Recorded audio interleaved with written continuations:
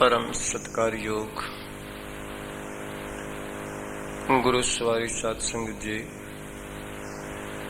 सतगुरु जी की महान बख्शिश रहमत कृपालता नाल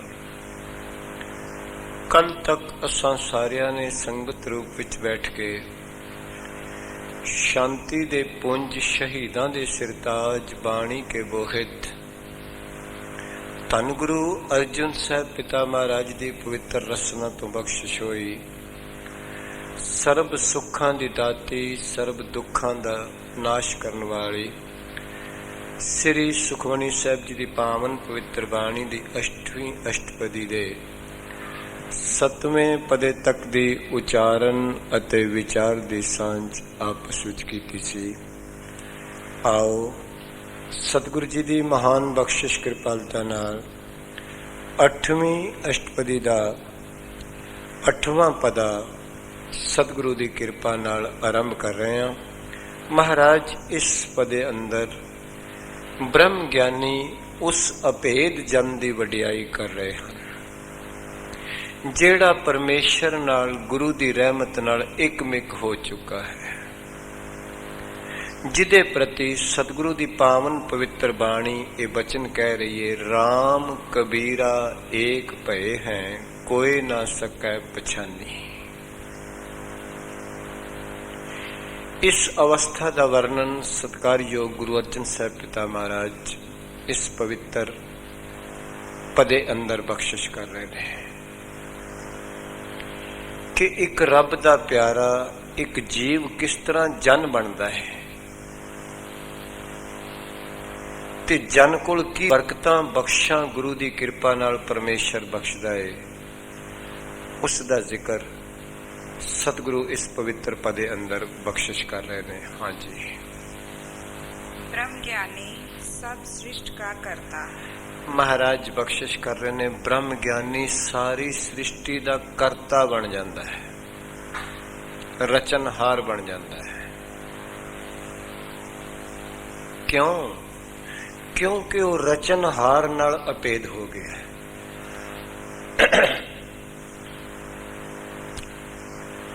क्योंकि वो रचनहार नाल एकमिक हो गया है। मैं समाज की गल करा, कोई बच्ची किसी बच्चे नाल आनंद कारज छादे, जिस कोठी नूं कदी सुपने विच भी नहीं जानदी हुंदी, जिस फैक्टरी दा उसनूं कुछ पता नहीं कदों बनी है, जिस कार मोटर दा उसनूं नहीं पता कदों खरीदी गई है, जिस जायदाद दा पता ही नहीं उसनूं, अगले दिन ही अपने घर जाके कहंदी है वो साडी कोठी है। उन्हें बनाई नहीं, उन्हें पता भी नहीं कदों बनी है। उस फैक्टरी नूं, उस कोठी दी, उस मोटर कार दी वो अपने आप नूं मालक अखवांदी है ते मालक बन जाती है जदों हुक्म विच खड़ी हो गई। जिस दिन सिख गुरु दे हुक्म विच खड़ा हो जाता है, जिस दिन गुरु उसनूं जन बना देंदा है, ब्रह्म ज्ञान की दात उसकी झोली विच पा देंदा है, फिर एक दिन ये अवस्था आउंदी है, जो किछ ठाकुर का सो सेवक। जो कुछ गुरु कोल है वो सारे दा सारा अपने शिष्य की झोली विच उल्ट देता है। जो कुछ गुरु नानक साहब दा सी उही बाबा लैणा दा बन गया, जो कुछ बाबे लैणे दा सी उही गुरु अमरदास साहब जी दा बन गया। जो कुछ ठाकुर का सो सेवक का। तो सतगुरु कह रहे ने, बख्शिश कर रहे ने, ब्रह्म ज्ञानी सब सृष्टि का करता। जदों उसनू ब्रह्म ज्ञान की दात पैदा प्राप्त हो गई, अंदरों वो जोत प्रचंड हो गई, अंदरों उस आत्म स्वरूप की लखता हो गई। जदों वो अज्ञानता दे सारियां दीवारां नूं तोड़ के गुरु दे दर विच दाखल हो गया, गुरु दे दर विच दाखल होया ते परमेश्वर दे घर विच पहुंच गया। गुरु एक दर है, परमेश्वर एक घर है। ਜਿਹੜੇ ਲੋਕ ਗੁਰੂ ਦੇ ਦਰ ਤੇ ਨਹੀਂ ਆਉਂਦੇ ਉਹ ਕਦੀ ਵੀ ਪਰਮੇਸ਼ਰ ਦੇ ਘਰ ਨਹੀਂ ਪਹੁੰਚ ਸਕਦੇ। ਇਹ ਪੱਕੀ ਗੱਲ ਹੈ, ਇਹ ਸਿਧਾਂਤਕ ਗੱਲ ਹੈ। ਮੈਂ ਅੱਜ ਵੀ ਸਵੇਰ ਦੇ ਦੀਵਾਨ ਵਿੱਚ ਇਹ ਬੇਨਤੀ ਕੀਤੀ ਸੀ, ਜਿਹੜੇ ਲੋਕ ਸ੍ਰਿਸ਼ਟੀ ਨੂੰ ਕਦੀ ਵੈਰਾਗ ਦੀ ਦ੍ਰਿਸ਼ਟੀ ਨਾਲ ਨਹੀਂ ਵੇਖਦੇ ਉਹਨਾਂ ਦੇ ਅੰਦਰ ਕਦੀ ਗਿਆਨ ਪੈਦਾ ਨਹੀਂ ਹੁੰਦਾ, ਜਿੱਥੇ ਮਰਜ਼ੀ ਚਲੇ ਜਾਣ। ਤਾਂ ਹੀ ਬਾਬਾ ਫਰੀਦ ਜੀ ਦੇ ਬਚਨ ਇੱਕ ਸਾਂਝੇ ਕੀਤੇ ਜਾ ਰਹੇ ਸਨ ਕਿ ਆਪਣੇ ਆਪ ਨੂੰ ਜੇਕਰ ਤੂੰ ਸਵਾਰਨਾ ਹੈ ਤੇ ਸ੍ਰਿਸ਼ਟੀ ਨੂੰ ਵੈਰਾਗ ਦੀ ਦ੍ਰਿਸ਼ਟੀ ਨਾਲ ਵੇਖ ਸ਼ੁਰੂ ਕਰ ਦੇ। ਜਿਉਂ-ਜਿਉਂ ਤੂੰ ਸ੍ਰਿਸ਼ਟੀ ਨੂੰ ਵੈਰਾਗ ਦੀ ਦ੍ਰਿਸ਼ਟੀ ਨਾਲ ਦੇਖਣਾ ਸ਼ੁਰੂ ਕਰੇਗਾ, ਤਿਉਂ-ਤਿਉਂ ਤੇਰੇ ਅੰਦਰ ਘਾੜਤ ਬਦਲੇਗੀ, ਤੇਰੀ ਸੁਰਤ ਬਦਲੇਗੀ, ਤੇਰਾ ਮਨ ਬਦਲੇਗਾ, ਤੇਰੀ ਬੁੱਧੀ ਬਦਲੇਗੀ, ਤੇਰਾ ਅੰਤःਕਰਨ ਬਦਲੇਗਾ ਤੇ ਇੱਕ ਦਿਨ ਗੁਰੂ ਨਾਲ ਅਭੇਦ ਹੋ ਜਾਏਗਾ, ਪਰਮੇਸ਼ਰ ਵਿੱਚ ਇੱਕਮਿਕ ਹੋ ਜਾਏਗਾ। ਜਿਹੜੇ ਲੋਕ ਸੰਸਾਰ ਵਿੱਚ ਵੈਰਾਗ ਦੀ ਦ੍ਰਿਸ਼ਟੀ ਨਾਲ ਨਹੀਂ ਵਿਚਰਦੇ ਉਹ ਕੱਖ ਵੀ ਖੱਟ ਕੇ ਨਹੀਂ ਜਾਂਦੇ, ਸੰਸਾਰ ਤੋਂ ਗਵਾ ਕੇ ਜਾਂਦੇ ਨੇ, ਹਮੇਸ਼ਾ ਗਵਾ ਕੇ ਗਏ ਨੇ। ਜਿਨ੍ਹਾਂ ਦੇ ਅੰਦਰ ਵੈਰਾਗ ਨਹੀਂ ਪੈਦਾ ਹੋਇਆ। ਮੈਂ ਅਕਸਰ ਇਹ ਗੱਲ ਕਿਹਾ ਕਰਦਾ ਤੇ ਅੱਜ ਵੀ ਕਹਿ ਦੇਵਾਂ, ਕੁਦਰਤ ਦੇ ਕੁਝ ਨਿਯਮ ਨੇ। ਸੰਸਾਰ ਵਿੱਚ ਤੁਸੀਂ ਜਿੱਥੇ ਮਰਜ਼ੀ ਚਲੇ ਜਾਓ, ਭਾਵੇਂ ਅਮਰੀਕਾ ਜਾਓ, ਭਾਵੇਂ ਇੰਗਲੈਂਡ ਜਾਓ, ਭਾਵੇਂ ਥਾਈਲੈਂਡ ਜਾਓ, ਭਾਵੇਂ ਇੰਡੀਆ ਜਾਓ, ਸੰਸਾਰ ਦੇ ਕਿਸੇ ਕੋਨੇ ਤੇ ਚਲੇ ਜਾਓ, ਕੁਦਰਤ ਨੇ ਇੱਕ ਨਿਯਮ ਬਣਾਇਆ ਹੈ, ਜਿਸ ਇਸਤਰੀ ਨੂੰ ਪ੍ਰਸੂਤ ਦੀ ਪੀੜਾ ਨਹੀਂ ਉੱਠਦੀ ਉਹ ਕਦੀ ਮਾਂ ਨਹੀਂ ਬਣੀ। ਇਹ ਨਿਯਮ ਹੈ, ਕਾਦਰ ਦਾ ਨਿਯਮ ਹੈ। ਇਸਤਰੀ ਨੂੰ ਪ੍ਰਸੂਤ ਦੀ ਉੱਠੇਗੀ ਉਹ ਮਾਂ ਬਣੇਗੀ। ਜਿਸ ਜਗਿਆਸੂ ਨੂੰ ਵੈਰਾਗ ਦੀ ਪੀੜਾ ਉੱਠੇਗੀ ਉਹੀ ਭਗਤ ਬਣੇਗਾ, ਉਹੀ ਸੰਤ ਬਣੇਗਾ, ਉਹੀ ਗੁਰਮੁਖ ਬਣੇਗਾ, ਉਹੀ ਜਨ ਬਣੇਗਾ, ਉਹੀ ਬ੍ਰਹਮ ਗਿਆਨੀ ਬਣੇਗਾ, ਦੂਸਰਾ ਕਦੀ ਨਹੀਂ ਬਣੇਗਾ। ਪਹਿਲਾਂ ਵੈਰਾਗ ਦੀ ਪੀੜਾ ਉੱਠੇਗੀ ਅੰਦਰ। ਵੈਰਾਗ ਦੀ ਪੀੜਾ ਤੋਂ ਹੀ ਵਿਵੇਕ ਤੇ ਭਗਤੀ ਦਾ ਜਨਮ ਹੁੰਦਾ ਤੇ ਉਹੀ ਇੱਕ ਦਿਨ ਗਿਆਨ ਬਣਦੀ ਹੈ, ਉਹੀ ਇੱਕ ਦਿਨ ਪ੍ਰੇਮ ਬਣਦੀ ਹੈ। ਜਿਨ੍ਹਾਂ ਦੇ ਅੰਦਰ ਵੈਰਾਗ ਨਹੀਂ ਪੈਦਾ ਹੋਇਆ ਉਹ ਸਵਾਲ ਪੈਦਾ ਹੀ ਨਹੀਂ ਹੁੰਦਾ ਕਿਸੇ ਦਿਨ ਭਗਤ ਬਣ ਜਾਣ, ਸਵਾਲ ਪੈਦਾ ਨਹੀਂ ਹੁੰਦਾ ਉਹ ਜਨ ਬਣ ਜਾਣ, ਸਵਾਲ ਪੈਦਾ ਨਹੀਂ ਹੁੰਦਾ ਉਹ ਗੁਰਮੁਖ ਬਣ ਜਾਣ। ਬ੍ਰਹਮ ਗਿਆਨੀ ਤਾਂ ਬਹੁਤ ਦੂਰ ਦੀ ਗੱਲ ਹੈ, ਉਹਨਾਂ ਦੇ ਮੂੰਹ ਵੀ ਗੁਰੂ ਵੱਲ ਨਹੀਂ ਹੋ ਸਕਦਾ। ਜਿਨ੍ਹਾਂ ਦੇ ਅੰਦਰ ਵੈਰਾਗ ਪੈਦਾ ਨਹੀਂ ਹੋਇਆ तो सतगुरु कह रहे ने, बख्शिश कर रहे ने, जिस दिन ब्रह्म ज्ञान की दात दे के गुरु जन बना देंदा है, फिर महाराज कहने जन ते पार ब्रह्म इको ही होते। ब्रह्म में जन, जन में पार ब्रह्म, एक एक एक एक एक एक एक एक है आप नहीं कछ ब्रह्म। सब दूरियां मिटा देंदा है गुरु। ये गुरु दी ड्यूटी है, ये गुरु दा फर्ज है। पर गुरु अपना फर्ज करन नूं अदा करन नूं तैयार है, पर शिष्य गुरु दा पल्ला पकड़न नूं तैयार नहीं। सतगुरु गुरु ग्रंथ साहिब ते सारियां नूं जन बनाने वास्ते तैयार ने, पर जन बनने वास्ते कोई विरला ही तैयार है। वो गुरु साहिब कह रहे ने, ब्रह्म ज्ञानी सब सृष्ट का करता। जिसनूं भी ब्रह्म दा ज्ञान हो गया, जदों परमेश्वर सारी सृष्टि दा करता है, ते जेड़ा उस हुक्मी दे हुक्म विच आ गया वो भी उहदे नाल भेद हो गया। उसकी दृष्टि उन्हां दीवारां विचों चुकी गई, जिथे कोई जाति दी दीवार खड़ी सी, मजहब दी दीवार खड़ी सी, परिवार दी दीवार खड़ी सी, मोह दी दीवार खड़ी सी, ये सब हट गई। शरा दी दीवार खड़ी सी, ये हट गई। गुरु अर्जन साहब जी दे अंदरों शरा दी दीवार हटी, ताई ते गुरु ग्रंथ साहब जी अंदर बाबा रविदास दी बाणी है। जे सतगुरां दे अंदर किसे शरा दी दीवार हुंदी तां फिर हरमंदर साहब दी नींव साईं मियां मीर क्यों रखदे? तो महाराज कहंदे ने, जिस तरह परमेश्वर सारी कुदरत कायनात दा करता है, इस तरह जिसनूं उहदा ज्ञान हो गया, जेड़ा उहदे विच अभेद हो गया, वो भी सारी सृष्टि दा करता है। क्यों? क्योंकि उसने सृष्टि नूं परमेश्वर तो भिन्न नहीं जानिया, उसने कृत नूं करते तो भिन्न नहीं जानिया। हुण तुसी बेशक अपने अंदर मोटी जी गल का हिसाब ला लो, दुनिया के किसी कोने ते भी जेकर कोई सोने का गहना है तो सोने तो फिर पिन थोड़े ही है, भावें कितने भी है। जे दुनिया के किसी कोने ते भी लकड़ का कोई फर्नीचर है तो लकड़ तो पिन थोड़े ही है, ते जेकर दुनिया के किसी कोने ते कोई मिट्टी का खिडौना है तो मिट्टी तो पिन थोड़े ही है। जेकर कोई खंड का खिडौना है तो खंड तो पिन थोड़े ही है।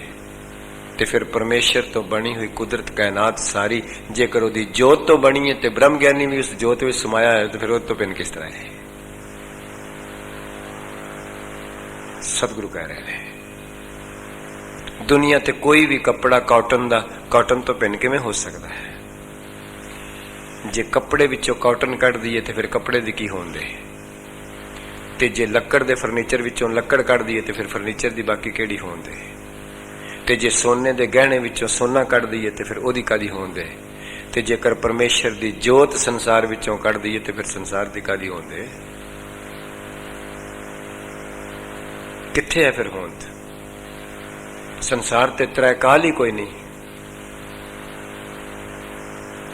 जे कादर कढ़ दीए कुदरत विचों तो फिर कुदरत किथे है? गुरु साहब कह रहे ने, बख्शिश कर रहे ने, ब्रह्म ज्ञानी सब सृष्टि का करता। महाराज कहने वो ब्रह्म ज्ञानी सारी सृष्टि का करता है, क्योंकि वो करते नाल अभेद होया होया है, वो व्यापक नाल अभेद हो गया है, उस ज्योति स्वरूप नाल अभेद हो चुका है। इस वास्ते अलग नहीं, वो जाति तो उठ के जोत विच चला गया है, तो जोत ते सारियां में एक है।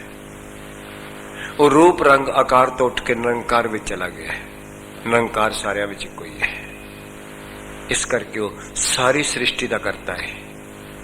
ऐसा ब्रह्म ज्ञानी सारी सृष्टि का करता है।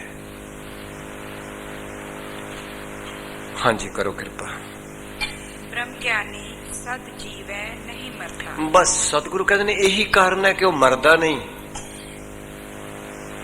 क्योंकि मर्दे ने आकार निरंकार कदी नहीं मरदा, मर्दे ने रूप स्वरूप कदी नहीं मरदा, मरदी है जाति जोत कदी नहीं मरदा।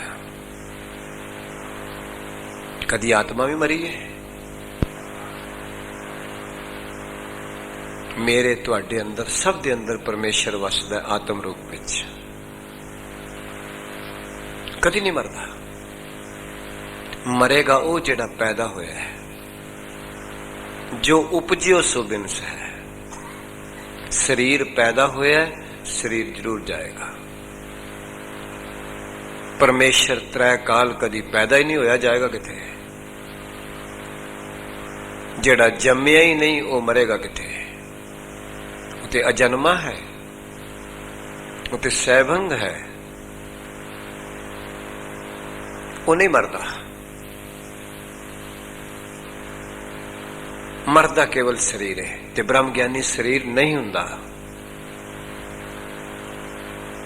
उस शरीर तो उठ चुका हुंदा है।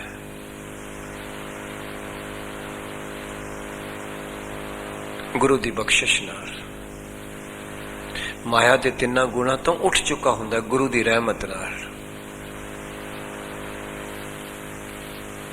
ताई ते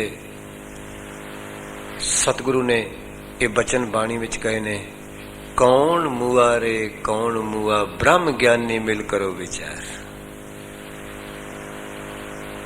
महाराज कहते ने ब्रह्म ज्ञानी नाल विचार करेंगा तेनू पता लगेगा मरिया कोई नहीं,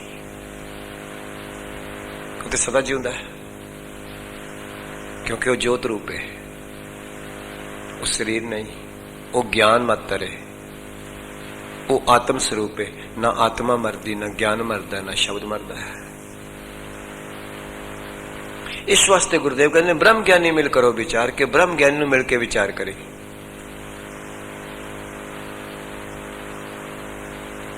तां सतगुरु ने बचन कहा है। ते मरदा फिर की है? मुई सुरत बाद अहंकार, ओ ना मुआ जो देखन हार। बस खोटी सुरत ने मरना है, अहंकार ने मरना है।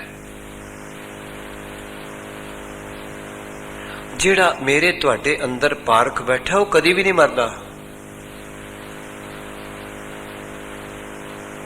ਪਰ ਮੁਸ਼ਕਲ ਇਹ ਹੈ ਜੀਵ ਜਾਣਦਾ ਨਹੀਂ ਜਿਉਂਦੇ ਜੀ ਉਸ ਨੂੰ। ਜਬ ਲਗ ਜੋਤ ਵਰਤੈ ਆਪਾ ਪਸ਼ੂ ਨ ਬੂਝੈ। ਲਾਲਚ ਕਰੈ ਜੀਵਨ ਪਦ ਕਾਰਨ ਲੋਚਨ ਕਛੂ ਨ ਸੂਝੈ। ਬਿਜਲੀ ਜਗ ਰਹੀ ਹੈ, ਪੱਖਾ ਚੱਲ ਰਿਹਾ ਹੈ, ਮਾਫ ਕਰਨਾ ਪੱਖਾ ਬੰਦ ਹੋਣ ਨਾਲ ਬਿਜਲੀ ਨੂੰ ਕੀ ਫਰਕ ਪੈ ਗਿਆ? ਪੱਖਾ ਤੇ ਬੰਦ ਹੋ ਗਿਆ ਹੈ। ਲਾਈਟ ਬੰਦ ਕਰਨ ਨਾਲ ਬਲਬ ਤੇ ਬੁੱਝ ਗਿਆ ਹੈ, ਪਰ ਬਿਜਲੀ ਨੂੰ ਕੋਈ ਫਰਕ ਨਹੀਂ ਪਿਆ।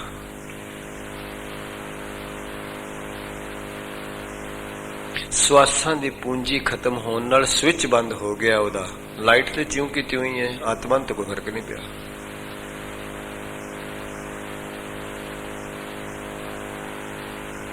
ਉਹ ਗੁਰੂ ਸਾਹਿਬ ਕਹਿ ਰਹੇ ਨੇ ਇਹ ਐਨਾਲਿਸਿਸ ਜਦੋਂ ਗੁਰਮੁਖਾਂ ਦੀ ਸੰਗਤ ਵਿੱਚ ਹੋਏ ਫਿਰ ਪਤਾ ਲੱਗਦਾ, ਅਸਥੂਲ ਸਰੀਰ, ਸੂਖਸ਼ਮ ਸਰੀਰ, ਕਾਰਨ ਸਰੀਰ, ਫਿਰ ਆਤਮਾ।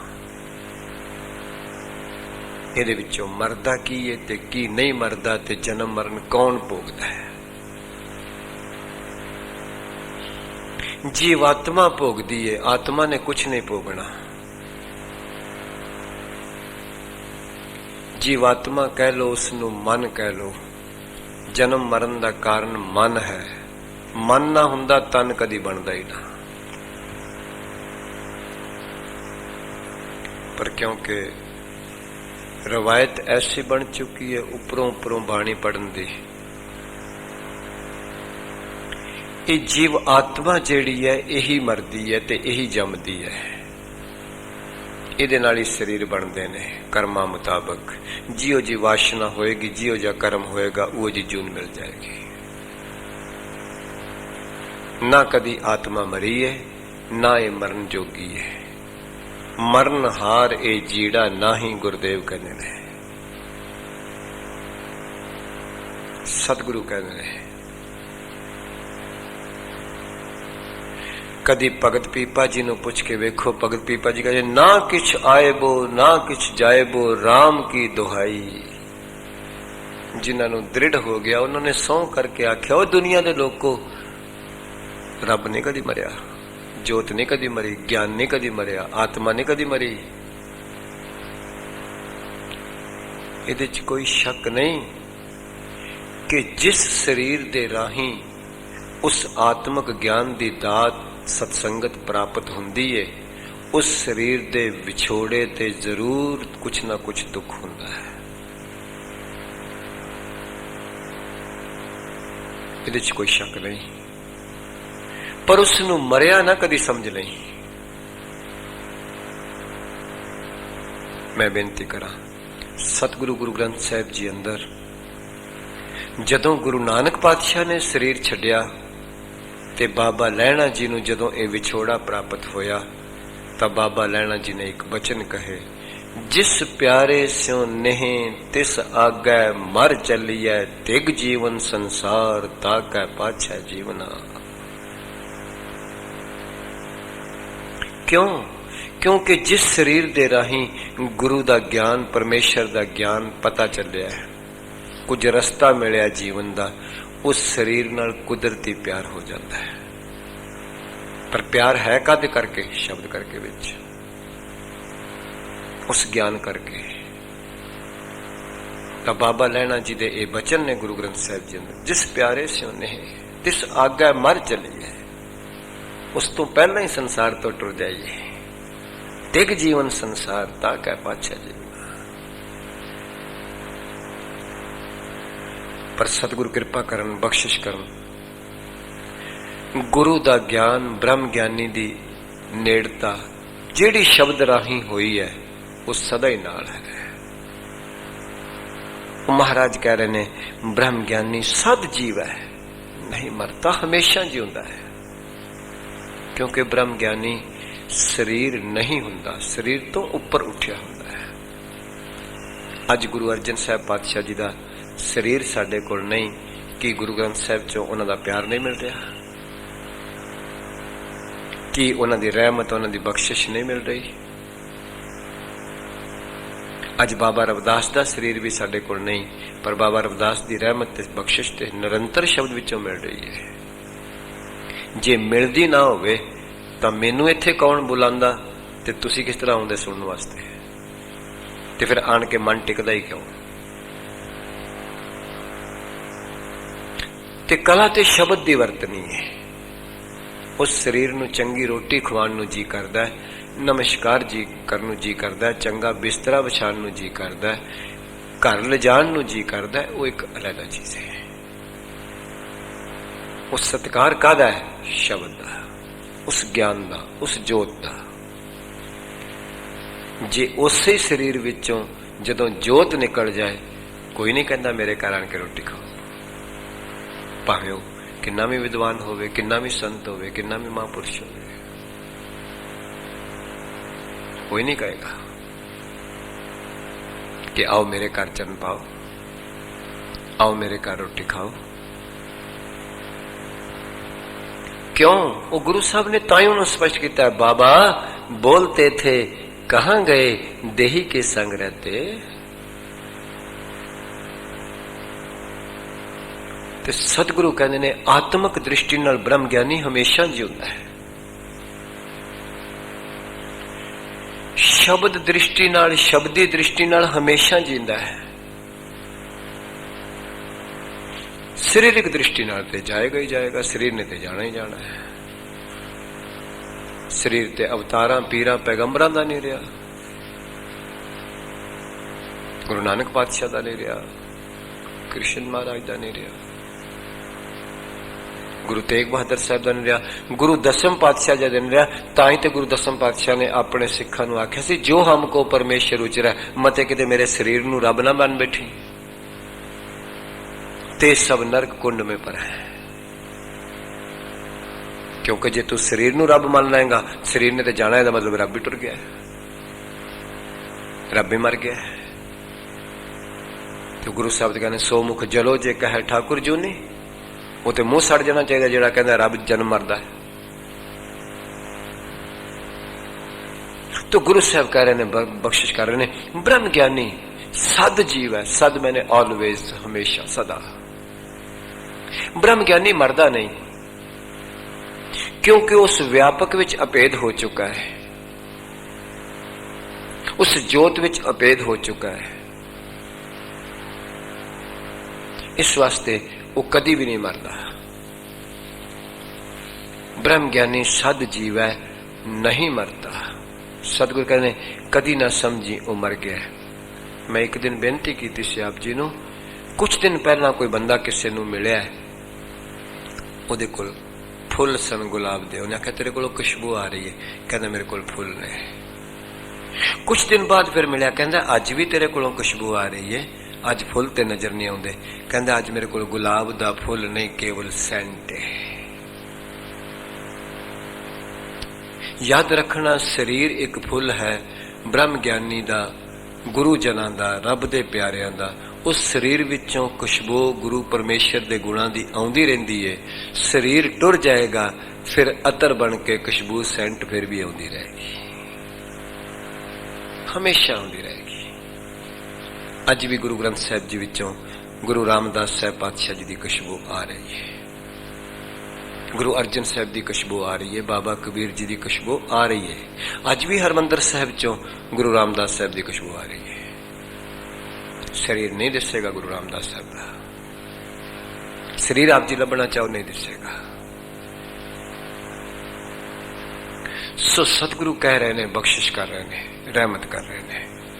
शब्द की खुशबू महापुरुष दी, गुरु जना दी, रब दे प्यारे दी हमेशा ही आउंदी रहिंदी है। हाँ जी। ब्रह्म ज्ञानी मुकत जुगत जी का दाता। सतगुरु कहते ने ब्रह्म ज्ञानी की करदा है? संसार किसी नूं कुछ जुगत देंदा है। मुबारक है जिसने कुछ जुगत बढ़ाई है संसार विच, विज्ञान दी। किसी ने कोई जुगत बढ़ाई है कि अज तुसी हजारां मील दूर बैठे टेलीफोन ते गल कर सकते हो, ये जुगत है। पर कोई हजारां मील दूर बैठा बंदा ये कहे कि मैं साइंटिफिक तरीके नाल परमेश्वर नाल गल कर ला, गुरु नाल कर ला, नहीं कर सकता। मतलब ही नहीं कर सकता। क्यों? क्योंकि उहदे कोल गुरु नाल गल करने वाली जुगत नहीं।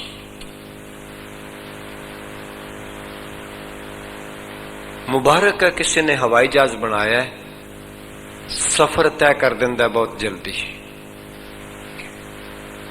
पर मैं हाथ जोड़ के बेनती कर देवां, कोई दुनिया दा हवाई जहाज कहे मैं किसी दे कर्मां दा सफर मिटा देवां, नहीं मिटा सकता।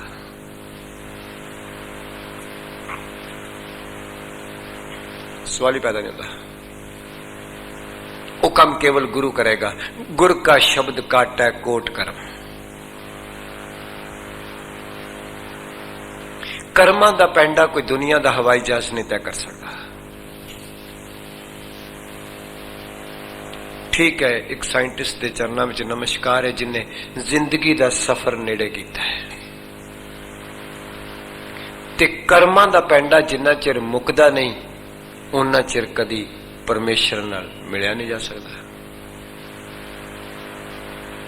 ताई तो सतगुरु ने आख्या, दर्शन देख जीवा गुर तेरा, पूर्ण कर्म होए प्रभ मेरा। कर्म मुक जाए बस, कर्म मुक गया, जन्म मरण मुक गया। कर्म करके जन्म मरण है। ये पैंडा केवल गुरु दूर कर सकता है। सफर गुरु मुका सकता है, हवाई जहाज नहीं मुका सकता। साइंस ने तरक्की की है, समुंदर ते बेड़े तर रहे ने। अब बोट चल दी ने, मैं सवेरे भी वेख रहा था।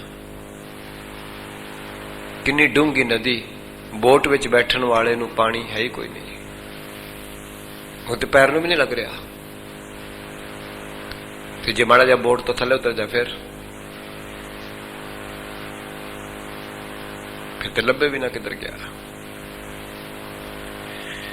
उस साइंटिस्ट नू नमस्कार है जिसने संसार दे समुंदर ते चलान वाला बेड़ा बनाया, पर गुरु नू नमस्कार है जिसने संसार रूपी आवागमन दे समुंदर ते उत्ते बेड़ा बनाया है।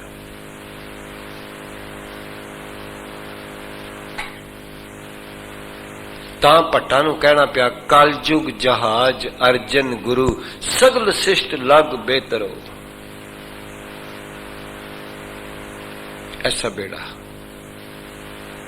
उस सतगुरु कह रहे ने, बख्शिश कर रहे ने, जेड़ा ब्रह्म ज्ञानी है वो मुक्ति दी जुगती दसदा है। बाकी दा संसार किसी ने रूं तो कपड़ा बना दिता है, सोना जुगत है। किसी ने पा उन तो शॉल बना दिता है 50,000 का, एक जुगत है।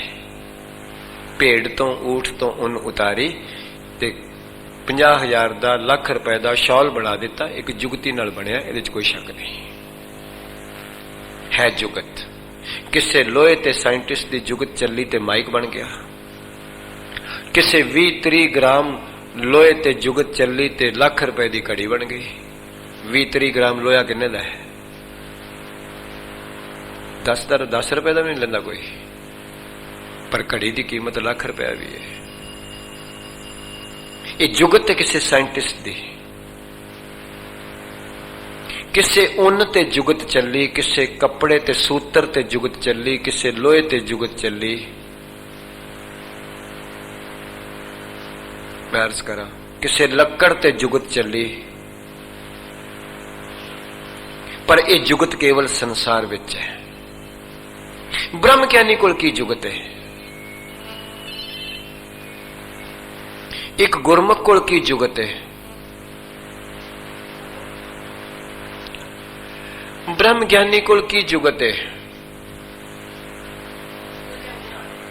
एक मनुख तो मानस, मानस कहते हैं जिहदे विच मनशावां भरियां ने, वासनावां भरियां ने, जिन मानस ते देवते की है।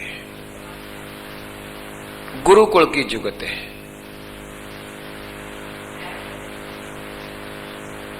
गुरु को एक जुगत है, वो जुगत आप जी पढ़ते हो जब जिस तिथ है घड़िया सुरत मत मन बुद्ध, तिथ है घड़िया सुरा सिद्धा की सुध।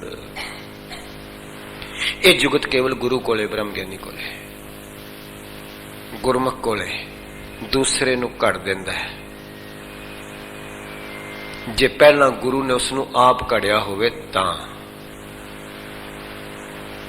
दूसरे दी जिंदगी बदल देंदा है, जीवन घड़ देंदा है। वो गुरु साहब कहते ने ब्रह्म ज्ञानी मुकत जुगत जी का दाता। मुक्ति दी जुगती दसदा है कि किस तरह संसार समुंदर तो खैड़ा छुड़ाना है, किस तरह अज्ञानता भरमा ते वहमा तो खैड़ा छुड़ाना है, किस तरह माड़ियां कर्मां संकल्पां तो खैड़ा छुड़ाना है। ये केवल ब्रह्म ज्ञानी को जुगत है। जी का दाता, सही मैंने में जीवन दान देन दा दाता ब्रह्म ज्ञानी है। वो आप जी ने पंक्ति पढ़ी है, जन पर उपकारी आए जी दान दे, भगती लाइन हर स्यों लैन मिलाए। असली जीवन दान देने वाला ब्रह्म ज्ञानी है, क्योंकि उसने जीवन बख्शिया जन्म ते कर्मा नाल मिल गया सी। मैं रात भी एक जगह बेनती की सी, बंदे को 50 साल तो जन्म है, जीवन शुरू ही नहीं होया। 30 साल तो जन्म होया, 40 साल तो जन्म होया, 70 साल तो जन्म होया, जन्म दिन ही मनाई जाता, जीवन शुरू नहीं होया,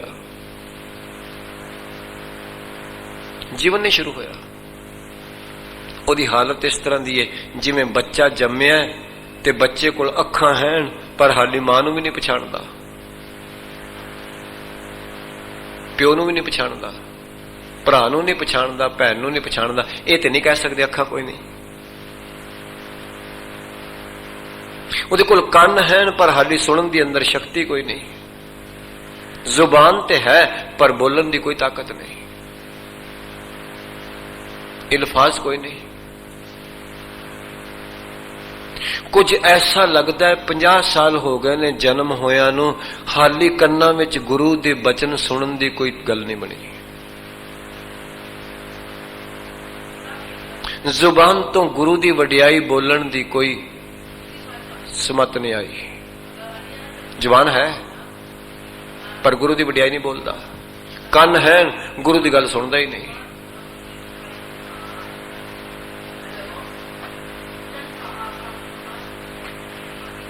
गुरु दी वडियाई नहीं सुनदा, जुबान है बोलता ही नहीं। पैर हैं पर गुरु वाले पासे पुट्टिया ही नहीं कदम एक भी। किथे भी जीवन हाली जन्म है, केवल केवल जन्म होया है। जीवन ते गुरु दसेगा ना, ब्रह्म ज्ञानी दसेगा। गुरमुख की संगत होएगी तो कहेगा जीवन कुछ हो रहे, जन्म कुछ हो रहे। नहीं तो बंदा सारी उम्र जन्म नूं जीवन मनी बैठा। जन्म ते जीवन विच बड़ा फर्क है। जन्म सारियां कोले, याद रखना जीवन किसे विरले कोले। जीवन किसे विरले कोले, जन्म ते मेरे वर्गे सारियां कोल ही है। जीवन किसे विरले कोल हुंदा है। कहो नानक कोटन मैं को नारायण जिह चीत, जीवन उन्हां कोल है जिदे चित्त विच नारायण वस गया है। नर मैंने मनुख, आयन मैंने पालन करने वाला, सारे मनुखों का पालन पोषण करने वाला परमात्मा जिस दे हिरदे विच वस गया है। ये जुगती दसदा है ब्रह्म ज्ञानी, मुक्ति दी जुगती, वासनावां तो विकारां तो खैड़ा छुड़ाण दी जुगती, संसार दे दुखां तो खैड़ा छुड़ाण दी जुगती। ते कई लोग कह देंगे ने तुसी गुरुद्वारे की लैन जाते हो रोज,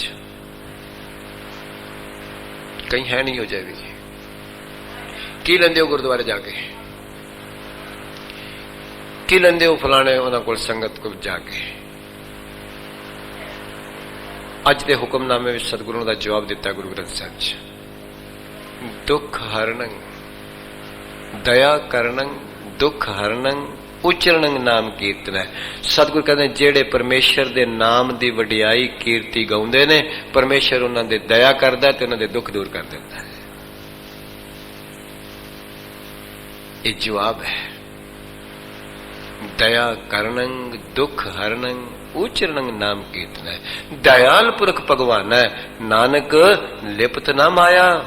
गुरुदेव कहते ने उन फिर माया अपने विच लबेड़दी नहीं, जां उहदे नाल लिबड़दे नहीं। मैं सुभावक ही ख्याल कर रहा सन जदों भाई साहब हुक्मनामे दी विचार कर रहे सन, जदों बंदा चिक्कड़ दे उत्तों लंघदा है ते चिक्कड़ थल्ले हुंदा है, ते जे चिक्कड़ दीयां छिट्टां पै जाण कपड़े ते फिर दागी कर दिंदियां ने। जदों ब्रह्म ज्ञानी जुगत देंदा है ते संसार रूपी चिक्कड़ दे उत्ते बंदा टुरिया फिरदा है, ते जदों अपनी वरत वरतदा ते संसार दे विकारां दा चिक्कड़ इहदे ते पै जांदा। बस इन्ना ही फर्क है जन्म दा ते जीवन दा, यही फर्क है। यही फर्क है जिन्हां कोल जन्म है ते जिन्हां कोल जीवन है। वो संसार रूपी चिक्कड़ दे उत्ते तुरे फिरदे ने, चिक्कड़ तो अलेप ने, ते कई बारी चिक्कड़ आप कपड़ियां नूं लग जांदा है ते फिर लपेट दिंदा है। इन्ना फर्क है जिन्हां कोल जन्म है ते जिन्हां कोल जीवन है।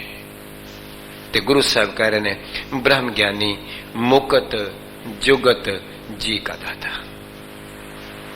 ब्रह्म ज्ञानी मुक्ति दी जुगती दसदा है ते ऐसा जीवन दान देंदा है, ऐसे जीवन की घाट घड़ देंदा है जिथों जीवन का लक्ष्य पूरा हो जाता है। जिथे ये गल आन के मुकदी है, भई प्राप्त मानुख दे होरिया गोबिंद मिलन की यह तेरी बरिया। वो केवल जुगती ब्रह्म ज्ञानी की संगत विचों मिलती है। पातशाह कह रहे हैं हाँ जी, ब्रह्म ज्ञानी पूर्ण पुरख विधाता। महाराज कहते ने ब्रह्म ज्ञानी पूर्ण पुरख है। याद रखना अधूरी चीज किसी नूं पसंद नहीं जे। अधूरी रोटी किसी नूं खानी पसंद नहीं। बंदे नूं अधूरी रोटी एक पास्यों पका दियो, एक पासे कच्ची दे दो, कहना नहीं। अधूरी सब्जी खानी पसंद नहीं, हाली गली नहीं, आ खा लै, नहीं हाली तो बनी नहीं। अधूरे मकान विच किसी नूं रहना पसंद नहीं, जिहदी बिल्डिंग दा छत है, बारियां भी कोई नहीं, बूहे भी कोई नहीं, कौन रहेगा उहदे च। अधूरा मकान पसंद नहीं, अधूरी सब्जी पसंद नहीं, अधूरी रोटी पसंद नहीं, अधूरी मोटर पसंद नहीं। इंजन है, बारियां बूहे बाड़ी कोई नहीं, कौन बहेगा उत्ते। अधूरी मोटर ते पसंद नहीं, ते अधूरा घर पसंद नहीं। अफसोस है अधूरी जिंदगी पसंद है। अफसोस की गल है, अधूरा जीवन पसंद है। कितनी अजब जी गल है।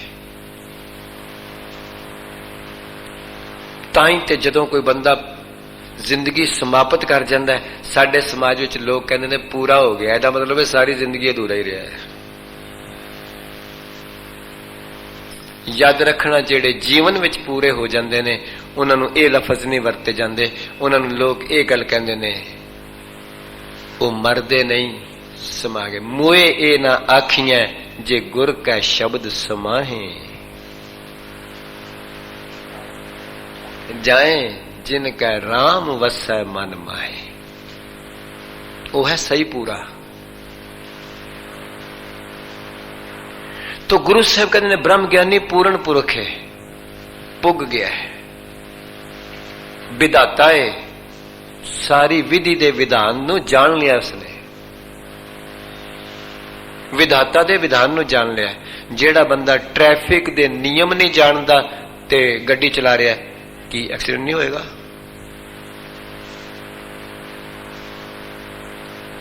ਗੱਡੀ ਚਲਾ ਰਿਹਾ ਪਰ ਟ੍ਰੈਫਿਕ ਦਾ ਨਿਯਮ ਕੋਈ ਪਤਾ ਨਹੀਂ। ਜਿਸਨੂੰ ਗੱਡੀ ਦਾ ਪਤਾ ਨਹੀਂ, ਬ੍ਰੇਕ ਕਿਹੜੀ ਹੈ ਤੇ ਐਕਸੀਲੇਟਰ ਕਿਹੜਾ ਹੈ ਤੇ ਕਲਚ ਕਿਹੜਾ ਹੈ, ਤੇ ਗੱਡੀ ਚਲਾ ਰਿਹਾ ਤੇ ਫਿਰ ਉਹ ਕੀ ਹੈ ਕਿ ਐਕਸੀਡੈਂਟ ਨਹੀਂ ਹੋਏਗਾ। ਯਾਦ ਰੱਖਣਾ, ਸੰਸਾਰ ਵਿੱਚ ਦੁਨਿਆਵੀ ਗੱਡੀ ਚਲਾਉਣ ਤੋਂ ਪਹਿਲਾਂ ਉਹਦੇ ਐਕਸੀਲੇਟਰ, ਉਹਦੀ ਬ੍ਰੇਕ, ਉਹਦੇ ਕਲਚ ਦੇ ਫੰਕਸ਼ਨ ਨੂੰ ਜਾਣਨਾ ਪਏਗਾ।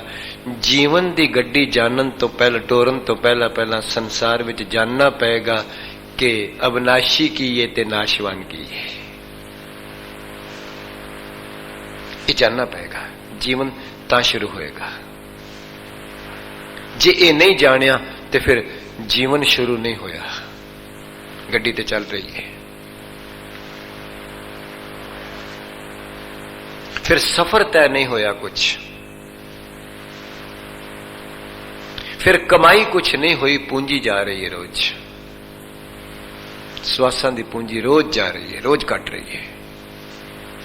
ਤੂੰ ਕਹੇ ਕੁਝ ਪ੍ਰਾਪਤੀ ਹੋ ਰਹੀ ਹੈ, ਨਹੀਂ। ਤੇ ਜਦੋਂ ਬਾਬਾ ਕਬੀਰ ਨੂੰ ਪਤਾ ਲੱਗਾ ਕਿ ਮੇਰੇ ਨਾਲ ਇਹ ਕੁਝ ਹੋ ਰਿਹਾ ਹੈ, ਤੇ ਬਾਬਾ ਕਬੀਰ ਕਹਿ ਉੱਠੇ, ਮੋਹੇ ਐਸੇ ਬੰਜ ਸਿਓ ਨਾਹੀ ਕਾਜ, ਜਿਤ ਘਟੈ ਮੂਲ ਨਿਤ ਬੜੈ ਵਿਆਜ। ਦੁਨੀਆ ਦਾ ਮੈਥਮੈਟਿਕਸ ਫੇਲ ਹੁੰਦਾ ਭਗਤਾਂ ਦੇ ਵਿਚਾਰਾਂ ਤੇ। ਦੁਨੀਆ ਦਾ ਕੋਈ ਬੈਂਕ ਨਹੀਂ ਜਿੱਥੇ ਮੂਲ ਘਟਿਆ ਹੋਵੇ ਤੇ ਵਿਆਜ ਵੱਧ ਗਿਆ ਹੋਵੇ। ਦੁਨੀਆ ਦੀ ਕੋਈ ਮੈਥਮੈਟਿਕਸ ਐਸੀ ਨਹੀਂ ਜਿੱਥੇ ਮੂਲ ਘਟੇ ਤੇ ਵਿਆਜ ਵਧੇ। ਪਰ ਬਾਬਾ ਕਬੀਰ ਦੀ ਸੋਚਣ ਤੋਂ ਕੁਰਬਾਨ ਜਾਵਾਂ, ਆਖਿਆ ਸਵਾਸਾਂ ਦੀ ਪੂੰਜੀ ਮੂਲ ਰੋਜ਼ ਘਟ ਰਿਹਾ ਤੇ ਕਰਮਾਂ ਦਾ ਵਿਆਜ ਵਧ ਰਿਹਾ ਹੈ, ਵਧ ਰਿਹਾ ਰੋਜ਼। ਕਰਮਾਂ ਦਾ ਵਿਆਜ ਚੜੀ ਜਾਂਦਾ, ਹੋਰ ਹੋਰ ਹੋਰ ਹੋਰ, ਤੇ ਪੂੰਜੀ ਘਟ ਰਹੀ ਹੈ, ਦਿਨ ਪਰ ਦਿਨ ਘਟ ਰਹੀ ਹੈ। ਤੇ ਬੰਦੇ ਨੂੰ ਪਤਾ ਹੀ ਉਦੋਂ ਲੱਗਦਾ ਜਿੱਦਣ ਸਾਰੀ ਪੂੰਜੀ ਮੁੱਕ ਗਈ ਹੁੰਦੀ ਹੈ। ਕਹੋ ਕਬੀਰ, ਤਬ ਹੀ ਨਰ ਜਾਗੈ, ਜਮ ਕਾ ਮੂੰਹ ਡੰਡ ਮੂੰਡ ਮੈਂ ਲਾਗੈ।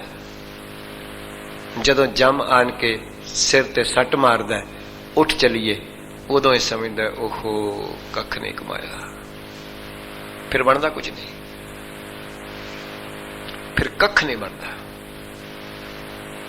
ਵਿੱਚ ਨਾ ਕੋਈ ਕਰ ਸਕਾ, ਫਿਰ ਕਿਹਨੂੰ ਵਿਚੋਲਾ ਬਣਾਏਗਾ? ਕਿਸ ਤੇ ਰੋਵਾਂ ਰੋਜ਼?